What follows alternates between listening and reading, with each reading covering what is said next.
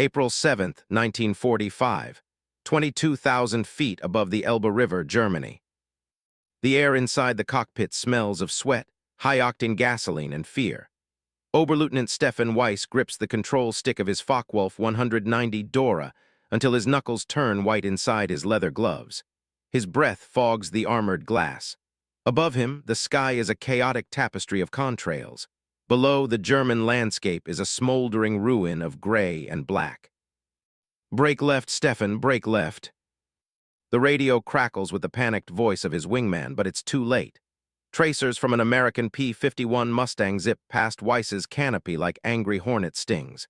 He yanks the stick back, forcing the long-nosed fighter into a shuddering climb, the BMW engine screaming in protest. The G-force slams him into his seat, dimming his vision. For a split second, he is weightless, suspended in the violent theater of the war's final act.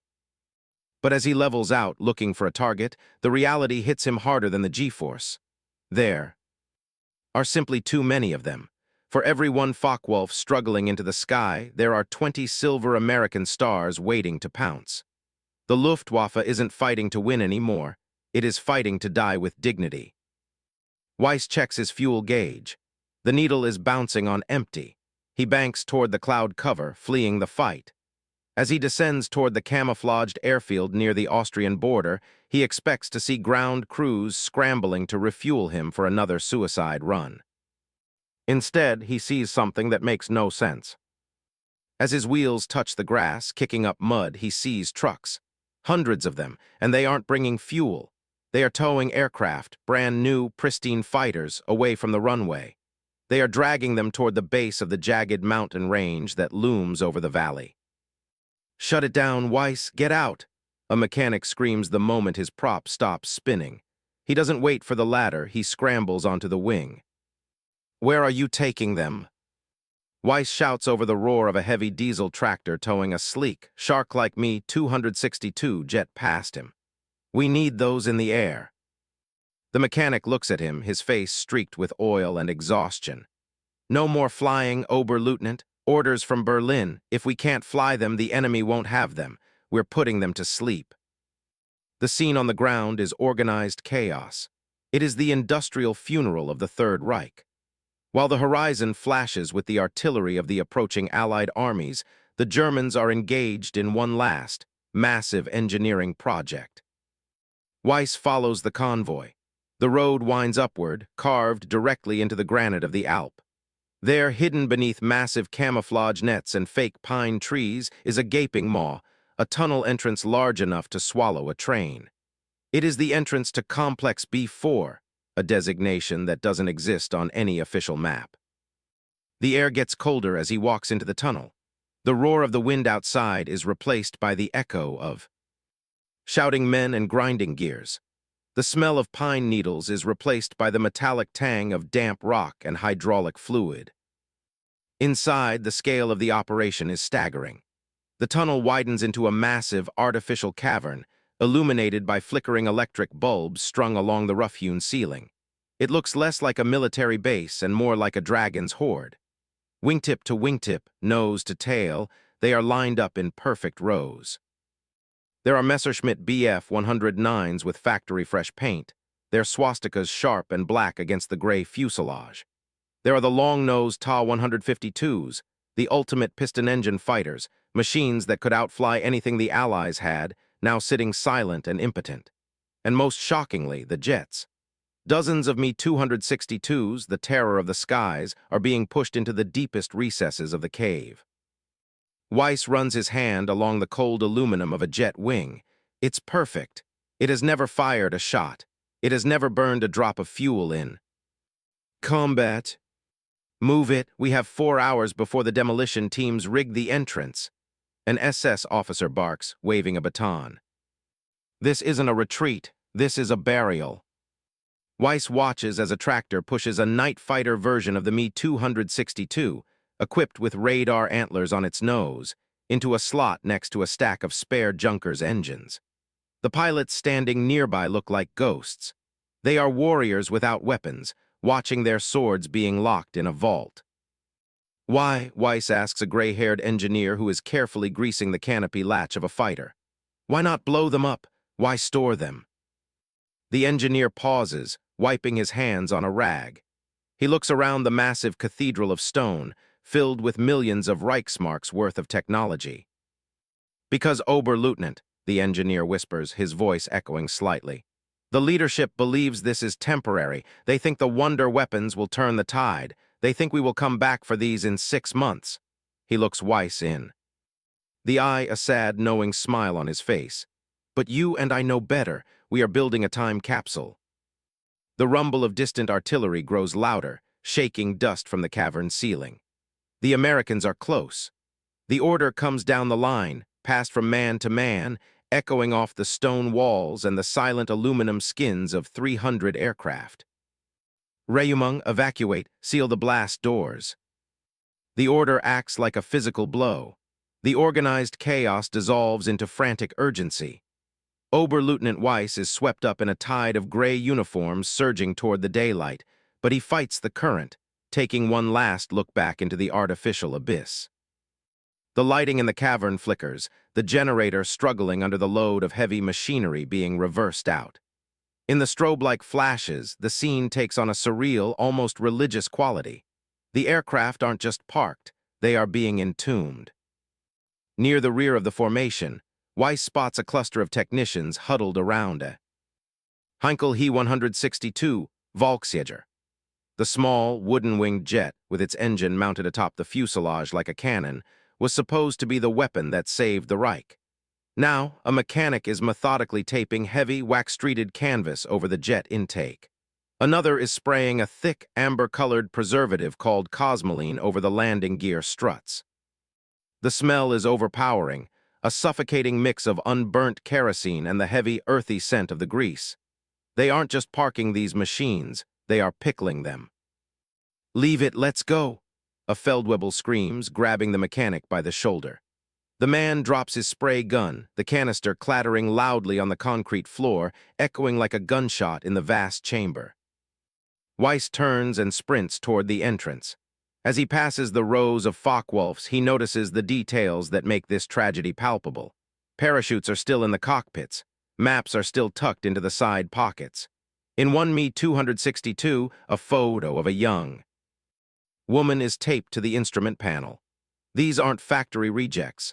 They are warhorses mid-stride, frozen by a command that defies the instincts of every pilot in the hangar. He bursts out of the tunnel mouth and into the blinding alpine twilight. The cold air hits his lungs, sharp and clean. The valley below is already in shadow, but the peaks are set ablaze by the dying sun. Outside, the scene is grim. A squad of pioneers, combat engineers, is wiring the cliff face above the tunnel entrance. They aren't using keys to lock this door, they are using TNT. Clear the area, fire in the hole. Weiss scrambles behind the treads of a heavy half-track, covering his ears. He watches the massive steel blast doors, 3 feet thick and mounted on rollers the size of wagon wheels, begin to groan. A diesel winch screams, the cables pulling taut. Slowly, agonizingly, the doors grind shut. The screech of metal on metal is deafening, a final scream of protest from the mountain itself. Boom. Clang. The doors meet with a finality that vibrates through the soles of Weiss's boots. The darkness inside is now absolute.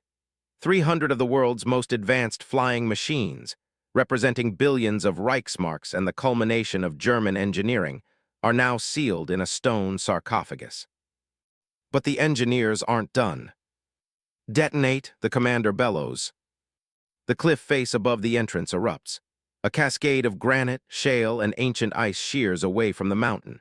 It crashes down in a thunderous landslide, burying the steel doors under thousands of tons of rock. Dust billows up, blotting out the sun, choking the men who stand watching. When the dust finally settles, the entrance is gone.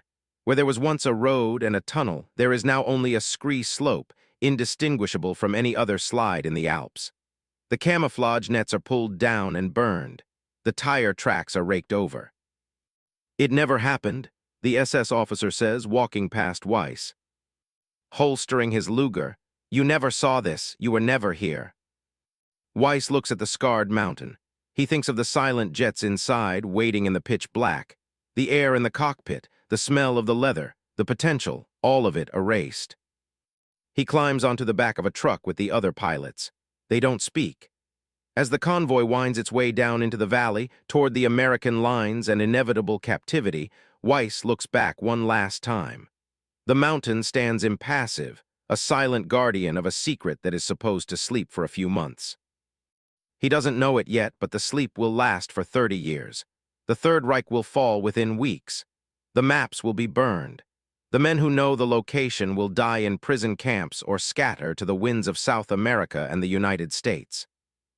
The mountain will simply sit there. Rain will wash over the rocks. Snow will bury the scree. Seasons will turn into decades. The Cold War will freeze the borders. And inside the dark, dry air of Complex B4, time stops.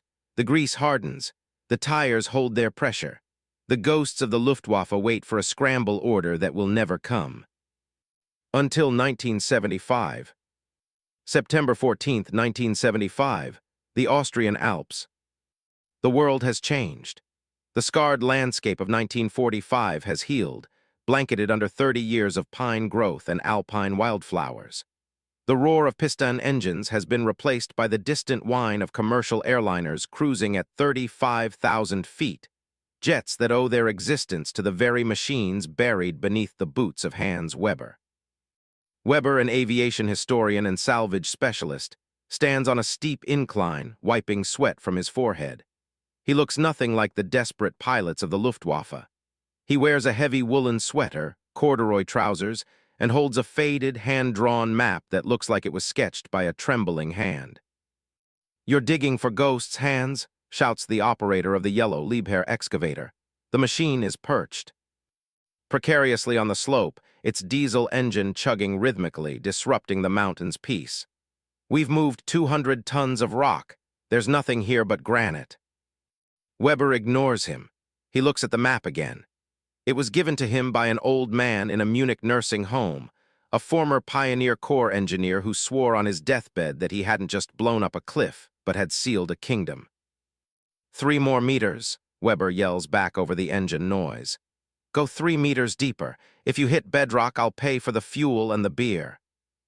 The operator shrugs, pulls a lever, and the excavator's bucket bites into the earth. It scrapes against stone, groaning under the resistance. The bucket lifts, dumping a load of shale and dirt. Nothing. Weber's heart sinks. He has spent 5 years chasing rumors of the lost Staffel. He has interviewed senile veterans, bribed archivists for flight logs that abruptly ended in April 1945 and hiked half the Alps. He knows the aircraft existed. Serial numbers were manufactured. They were delivered, but they never surrendered. They simply vanished from the ledger of history. Clang. The sound is different. It isn't the dull thud of rock or the scrape of gravel. It is the high-pitched, hollow ring of steel being struck. The excavator operator freezes. The engine idles down. The silence rushes back into the valley, heavy and expectant. "Do that again," Weber whispers, sliding down the scree slope toward the hole. The operator gently lowers the bucket. He scrapes it sideways. Screech. It's the unmistakable sound of metal on metal. Weber falls to his knees in the mud. He digs with his bare hands, tearing away the roots and the damp earth. The cold gray of the rock gives way to the rusted, dark brown surface of a manufactured plate. He brushes faster, his breath coming in short gasps. He exposes a rivet, then another, then a massive, rusted hinge the size of a dinner plate. "Bring the torches," Weber screams, his voice cracking. "Get the cutting gear, we found it." Within an hour, a team is assembled around the exposed corner of the blast doors. The steel is cold to the touch. The rust is only surface deep. Beneath it, the Krupp steel is as solid as the day it was forged. The blue flame of an oxyacetylene torch hisses into life. The smell of ozone and burning metal cuts through the crisp mountain air. Sparks shower down like fireworks as the worker begins to cut a man-sized hole in the barrier. It takes 2 hours to cut through. The sun begins to dip below the peaks, casting long shadows that seem to reach for the opening. As the final section of the steel plate is burned through, the worker kicks it inward. It falls with a heavy thud onto the concrete floor inside. And then something incredible happens. A gust of wind rushes out of the hole. It isn't the stale, dank air of a sewer. It is dry. It smells of oil, rubber, and old pine. It is the air of 1945, trapped in a hermetically sealed time. Capsule finally escaping into the modern world. Weber clicks on his heavy Maglite flashlight. His hands are shaking. He steps through the jagged, glowing hot opening and into the void. The beam of light cuts through the darkness, dancing through the dust motes that have been disturbed for the first time in 3 decades. The silence is profound. It feels heavy, like the air in a cathedral. Weber walks forward, the crunch of his boots on the concrete echoing loudly. He swings the light to the left, nothing but rock walls. He swings it to the right, more rock. He takes 10 more steps. The darkness seems to swallow the light. Then the beam hits something. A reflection, glass. Weber freezes. He adjusts the focus of the flashlight. The beam sharpens, illuminating a curved plexiglass canopy. Below it, a fuselage painted in a mottled gray and green camouflage. He moves the light down, a black cross edged in white, a yellow number 7 painted on the cowling. He walks closer, his heart hammering against his ribs like a trapped bird. The beam travels along the wing, a long, swept-back wing that looks startlingly modern. Underneath the wing, hung like a predator's claw, is a jet engine. It is a Messerschmitt Me 262. It looks like it was parked 5 minutes ago. The tires are still round, fully inflated. The canopy is clear. There is no rust. The dry, cool air of the mountain has mummified the machine perfectly. Weber stumbles back, overwhelmed. He raises the flashlight higher, aiming it deeper into the cavern. The beam reveals another tail fin, and another, and another. Row after row of silent sharks sleeping in the dark. Focke-Wulfs, Messerschmitts, experimental prototypes with strange shapes that Weber has only seen in blurred intelligence photos. He drops to his knees, the flashlight rolling on the floor, its beam casting long, dancing shadows across the nose of the Nazi jet. Mein Gott, he whispers into the silence. They're all here.